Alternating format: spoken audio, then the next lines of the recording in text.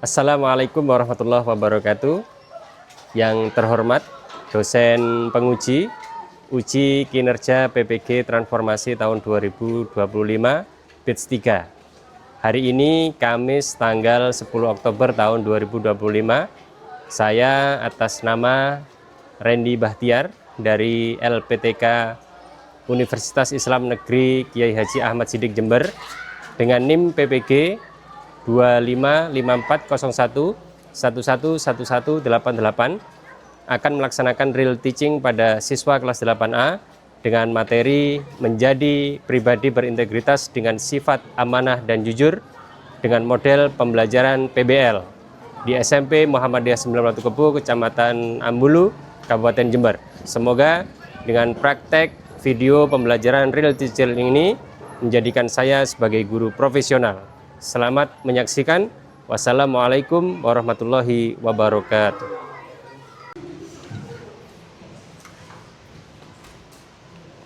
Selamat siang.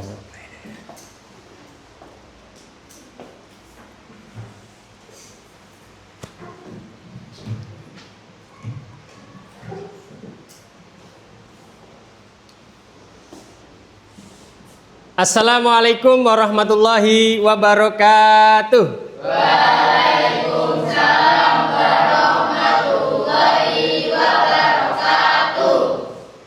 Bagaimana kabarnya anak-anak?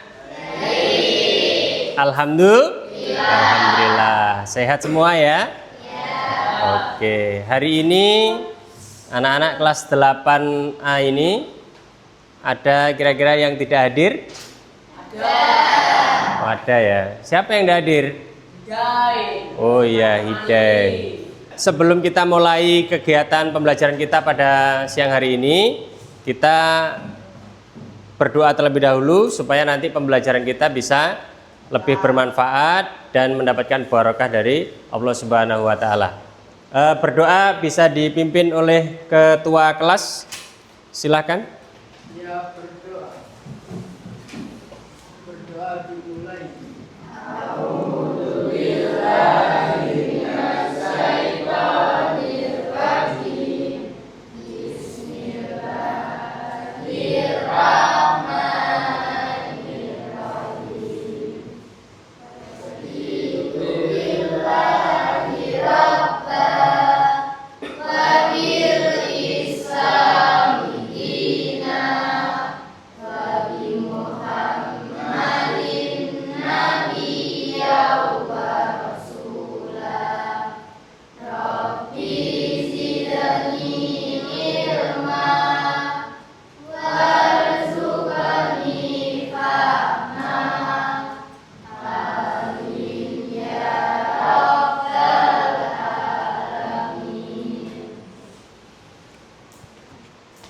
Anak-anakku yang saya banggakan, sudah siap belajar hari ini? Siap. Sudah siap ya. Kalau siap belajar berarti tempat duduknya harus dirapikan, harus siap belajar. Tidak ada yang Mas Rosta sakit? Enggak ya. Oh, bagus, siap duduk begitu. Nah, kita hari ini, pelajaran kita hari ini pendidikan agama Islam, pada hari ini kita akan belajar di bab yang selanjutnya.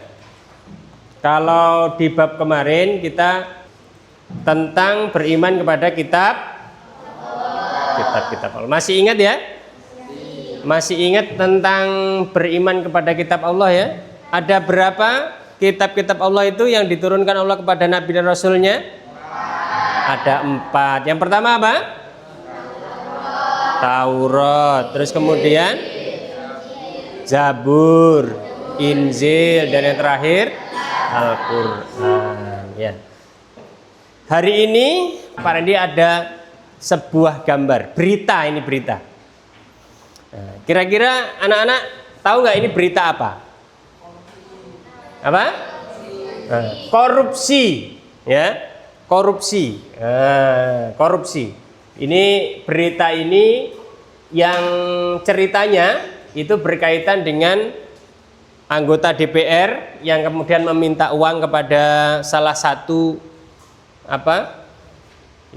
orang yang dianggap bisa diajak kerjasama, tetapi biar tidak ketahuan uangnya itu dimasukkan ke dalam kardus, ke dalam peci, ke dalam dompet. Artinya semuanya itu diberikan kepada anggota DPR itu tidak langsung diberikan melalui beberapa. Ini bentuk-bentuk korupsi juga. Nah, ini juga bentuk korupsi yang terjadi di negara kita hari ini. Kira-kira ini anak-anak ya, kalau kita lihat berita seperti ini, menurut kalian ya, apa hubungan berita ini dengan karakter kita sebagai seorang muslim? Apa yang hilang dari karakter seorang muslim ketika kita melihat banyaknya korupsi? Apa? Kejujuran. Apalagi? Amanah. Pinter. Jadi yang hilang, karakter yang hilang dari seorang muslim ya ketika melihat ini, ada dua sikap yang hilang, yaitu ketidakjujuran dan ketidakamanah. Ini yang hilang dari seorang muslim. Kemudian kalau ada pertanyaan kira-kira anak-anak ya, mengapa kemudian kejujuran dan amanah itu seringkali terasa sulit dilakukan di zaman ini kira-kira? Apa kira-kira? Kenapa? Ya. Kenapa kira-kira? Ya karena kita hilang yang namanya integritas di dalam diri kita sebagai seorang muslim. Gitu ya. Nah, hari ini kita akan belajar tentang menjadi pribadi berintegritas dengan sifat amanah dan jujur. Sudah sambil dibuka. Kemudian tujuan pembelajaran pada kesempatan kali ini, kita nantinya akan tujuan kita pertama memahami tentang amanah dan jujur. Kita nanti akan menjelaskan pengertian amanah dan jujur lengkap dengan contoh-contoh yang relevan dari kehidupan kita sehari-hari. Nah, ini nanti harapannya semuanya dari kita, termasuk anak-anak semuanya, paham atau bisa menjelaskan makna daripada amanah dan jujur. Nanti bisa dibentuk dalam bentuk presentasi, nanti ini bisa dipresentasikan. Begitu ya, jadi ada 3 tujuan pembelajaran. Nanti pembelajaran kita pada hari ini kita akan lakukan dengan metode pembelajaran based learning ya, pembelajaran yang berdasarkan masalah. Nah, nanti Pak Rendi akan berikan masalahnya. Apa masalahnya kira-kira? Nah, ini kasusnya begini nanti kasusnya. Nah, ini kasusnya ini ya. Jadi tolong disimak dan diperhatikan ya. Jadi kasusnya ini berkaitan dengan dilema ujian dan kejujuran. Ini temanya begitu. Jadi di suatu SMP ceritanya ya, yang mendekati ujian akhir semester, ada sekelompok siswa populer ya, ini membuat grup chat rahasia yang tidak diketahui Bapak Ibu guru. Khusus ya, membuat chat grup rahasia. Tujuannya apa? Tujuannya adalah untuk berbagi jawaban saat ujian berlangsung. Ya. Kemudian salah satu anggota kelompok yang bernama Rahmat, ini merasa ragu karena ia tahu ini perbuatan curang. Ya. Namun ia takut ya, ketika tidak ikut dalam kelompok itu nanti dia akan dijauhi teman-temannya. Ya. Jadi saat hari ujian akhirnya apa? Rahmat akhirnya ikut mencontek dari grup chat yang sudah dibentuk tadi. Ia merasa tenang karena mendapat nilai bagus. Tetapi ia merasa tidak nyaman dan gelisah di hatinya. Kira-kira bisa menggambarkan ini ya? Bisa ya, dari kasus ini.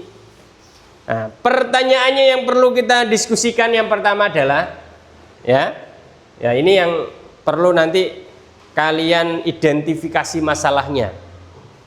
Pertama, ya nanti bisa kalian buat coretan di buku kalian, ini nanti bisa dijawab dari kasus ini kira-kira apa yang terjadi? Pertama, masalah utama apa yang terjadi dalam kasus ini.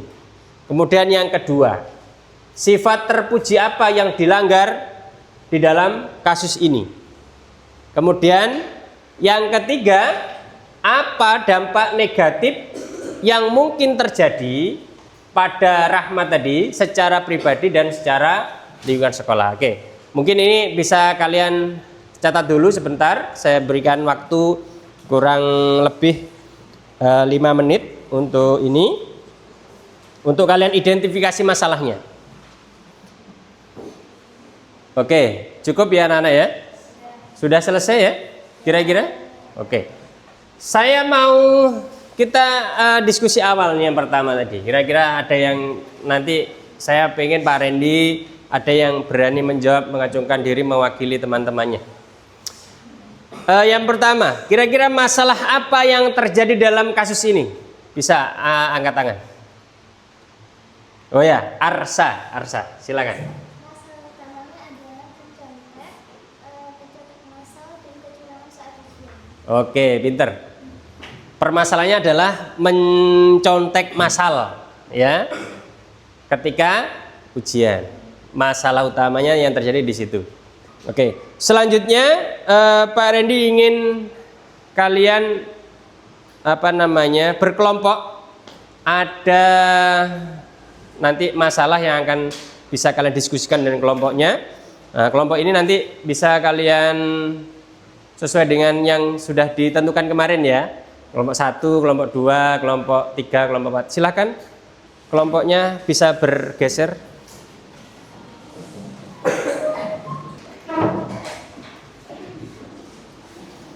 Pak Randy akan bagikan lembar kerja untuk kalian kerjakan ya, supaya kalian nanti bisa menemukan konsep-konsep yang ada.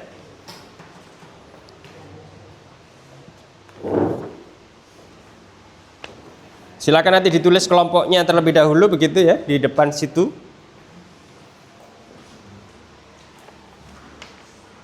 Nah. Dituliskan nama kelompoknya. Kemudian nanti yang dikerjakan adalah yang tahap 2. Ya, tahap 2. Nah, ini.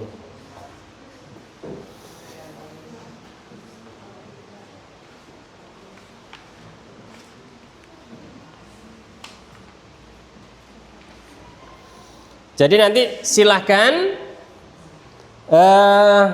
kalian gunakan buku paketnya atau sumber belajar yang lain, bisa dari Al-Quran dan yang lainnya. Silakan nanti diisi, kalian mencari konsep tentang amanah, jujur dan integritas. Kemudian kalian penjelasan singkatnya apa, kemudian keterkaitan dengan kasus di atas tadi, kasus tentang Rahmat tadi, ya, kalian kerjakan apa kasusnya yang terjadi, kira-kira nanti apa begitu. Kemudian di lembar berikutnya tadi nanti akan menganalisis hikmahnya. Nah, hikmah apa yang ada atau yang kalian temukan ya dari kasus ini. Nah, jadi nanti kalian bisa temukan hikmahnya, pentingnya berlaku positif ya. Bayangkan jika Rahmat memutuskan untuk jujur dan amanah, tidak mencontek, nah, maka kemudian nanti diskusikan, tuliskan 3 hikmah yang akan ia dapat di dunia dan akhirat. Nanti kalian tulis di lembar kerja kalian itu, ya, kalian isi begitu. Nah, kemudian selanjutnya nanti kalian merumuskan solusinya. Nah, solusi yang bisa kalian lakukan adalah aspek solusinya tindakan pribadi Rahmat tadi, kemudian peran sekolah, kemudian slogan. Nah, dan yang selanjutnya yang terakhir nanti saya minta salah satu kelompok nanti bisa mempresentasikan di depan hasilnya, begitu ya. Oke. Silakan bisa dimulai dikerjakan dengan kelompoknya masing-masing, didiskusikan.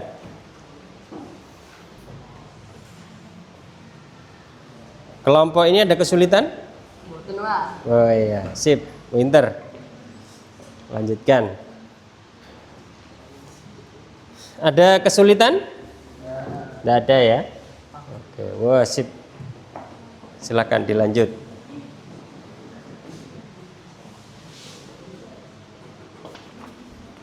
Oke, cukup ya.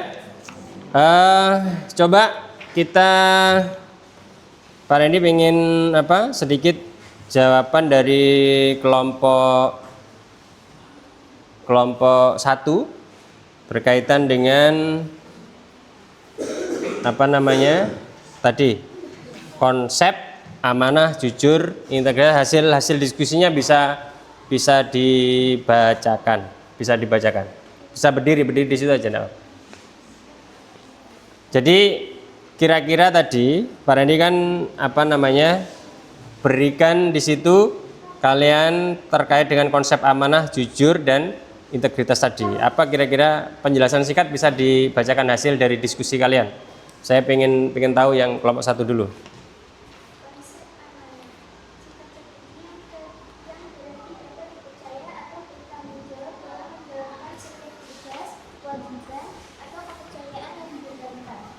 Oke, betul.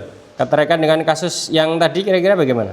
Rahmat dan kelompoknya mengkhianati amanah dari guru atau sekolah yang telah memberikan kepercayaan untuk mengerjakan ujian dengan kejujuran. Si pinter. Kalau yang jujur. Keselarasan antara ucapan, perbuatan, dan kenyataan. Berkata benar dan bertindak lurus serta apa adanya, tidak memalsukan fakta. Oh ya. Keterkaitannya? Rahmat dan kelompoknya tidak jujur karena hasil ujian mereka tidak sesuai dengan kenyataan kemampuan diri. Mereka memalsukan bukti belajar. Oke, pinter. Dalilnya sudah ditulis? Di ayat berapa ditemukan selain Al-Anfal? Surah At-Taubah ayat 9. ayat 9. Bisa dibacakan? Oke.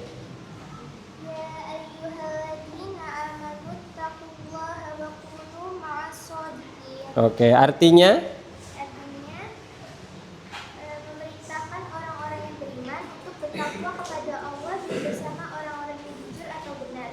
Hal ini menunjukkan bahwa kejujuran adalah dasar dari ketakwaan. Dengan bersikap jujur, seseorang muslim akan menjadi bagian dari golongan yang mendapatkan pertolongan dan keridhaan dari Allah Subhanahu wa taala. pinter. Tepuk tangan dulu buat teman kita. Nah.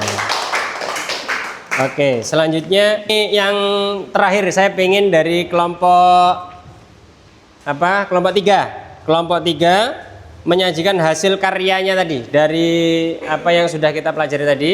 Bisa dibacakan di depan, apa? Ya. Ya, hasilnya saja dibacakan di depan. Tolong yang lain disimak hasilnya. Kalau misalnya nanti ada pertanyaan boleh ditanyakan begitu ya. Silakan dibaca agak maju. Nah, sip.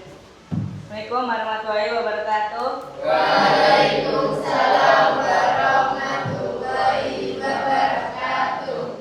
Kami dari kelompok 3 akan mempresentasikan studi kasus Rahmat dan kecurangan massal. Rahmat seorang siswa kelas 8 tergoda untuk ikut dalam grup pesan singkat yang membagikan jawaban ujian. Masalah utama, terjadi kecurangan masalah yang melibatkan banyak siswa. Rahmat berada di persimpangan antara mengikuti teman atau bersikap jujur. Terus? Masalah Rahmat adalah pelanggaran sifat jujur dan amanah. Dalam Islam, jujur, tausidik, dan amanah adalah dua sifat utama yang mencerminkan integritas seorang mukmin. Kecurangan adalah bentuk pelanggaran nilai kejujuran yang pengkhianatan amanah sebagai pelajar. Integritas berarti kesatuan antara iman, ucapan, dan perbuatan. Integritas adalah kunci keimanan dan fondasi karakter seorang muslim sejati. hikmahnya. 3. Hikmah, jika Rahmat memilih jujur, ketenagaan hati tidak dibayangi rasa bersalah, hati menjadi damai. 2. Kepercayaan diri sejati, nilai diperoleh dari usaha sendiri. 3. Pahala akhirat, kejujuran membawa kepada kebaikan dan surga. Hadis riwayat Bukhari dan Muslim. Langkah konkret untuk Rahmat dan sekolah. Untuk Rahmat, menyelesaikan perbuatan dan bertobat sungguh-sungguh. Mulai dari grup kecurangan dan berani menolak ajakan teman-teman untuk sekolah. Edukasi karakter tentang kejujuran dan tanggung jawab. Pengawas serta sistem ujian yang transparan. Tujuan mewujudkan lingkungan sekolah yang berintegritas dan beramal mulia. Sekian dari kita. Marilah jadikan kasus Rahmat sebagai pelajaran untuk menumbuhkan kejujuran sejak dini. Jujur bikin hati tenang, raih nilai murni, bangun integritas diri. Terima kasih atas perhatian dan kesempatan. Mohon maaf jika ada salah kata maupun perbuatan. Nun wal qalami wa ma yasurun. Wassalamualaikum warahmatullahi wabarakatuh. Waalaikumsalam warahmatullahi wabarakatuh. Sip, keren. Terima kasih, hebat ya. Tadi sudah dijelaskan secara utuh oleh kelompok 3 kasus Rahmat tadi berkaitan dengan amanah dan sifat amanah dan jujur. Nah, jadi untuk lebih mendalami lagi, ini akan Pak Randy jelaskan.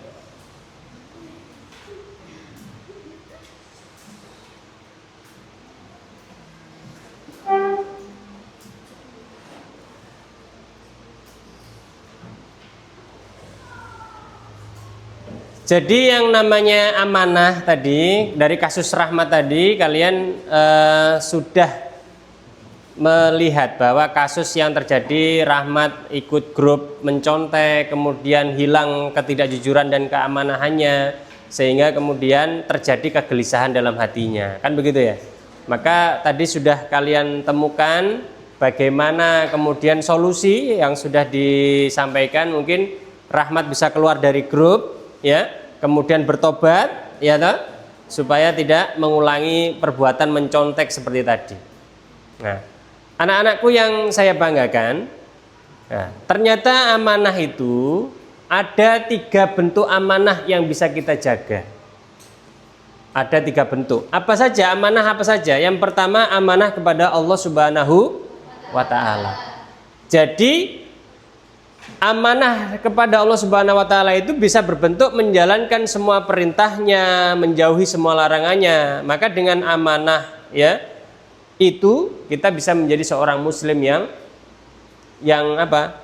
baik, ya. Contohnya apa? Dari amanah kepada Allah itu, ya, kita menjaga sholat 5 waktu, ya, berpuasa di bulan Ramadan. Kalau yang perempuan juga menutup aurat. Ini bagian daripada amanah kepada Allah Subhanahu wa Ta'ala. Kemudian yang kedua, amanah yang kedua yaitu amanah kepada sesama manusia.